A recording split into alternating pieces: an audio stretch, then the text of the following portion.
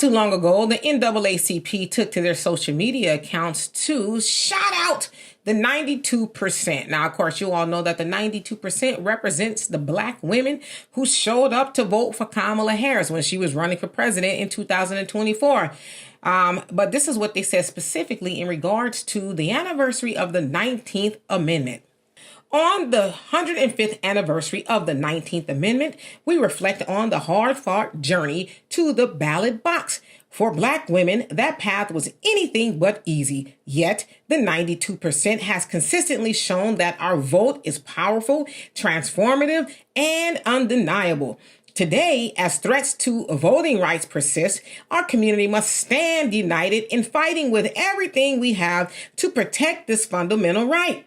The legacy of those who came before us demands nothing less. All right, bet. So again, they're thanking the 92%, commemorating the 19th Amendment, the 105th anniversary. Okay, and I want to know this from the NAACP. Why? Why are y'all celebrating and commemorating the 19th Amendment? Now, I know, yes, it gave women the right to vote. Now, it deserves some historical context. Now, this was going on during the suffrage movement, right? Which some consider to be the first wave of feminism, where white women was like, wait a minute now. How is it that the black man could vote, but the white woman cannot vote? Now, again, no woman could vote, but they specifically took exception to that. Now, through the 15th Amendment, it allowed black men to vote. Okay, not black women, but black men. And y'all might have heard about, like in the 1870s through the early 1900s, there were quite a few black men in Congress. Well, we also know that the KKK was like, not so much. Anyway, I digress. You had women in the suffrage movement like Elizabeth Cady Stanton and Susan B. Anthony saying, wait a minute. I'm an educated white woman, and you mean to tell me that those black men could vote, but I cannot? Now, some would argue, oh, well, the suffrage movement, they were abolitionists and they were, for freeing the slaves. Well, when they started talking greasy about black men, that all went down the drain because they was like, forget what we said. We was cosplaying, but now that black men can do something that's good white women can't do, yeah, we're going to bring in full-on white supremacy to try to get what we want. And that's what they did. Okay. So now we know that in 1920, the 19th Amendment was ratified. So it became a thing. Women could vote. All right. Not so fast.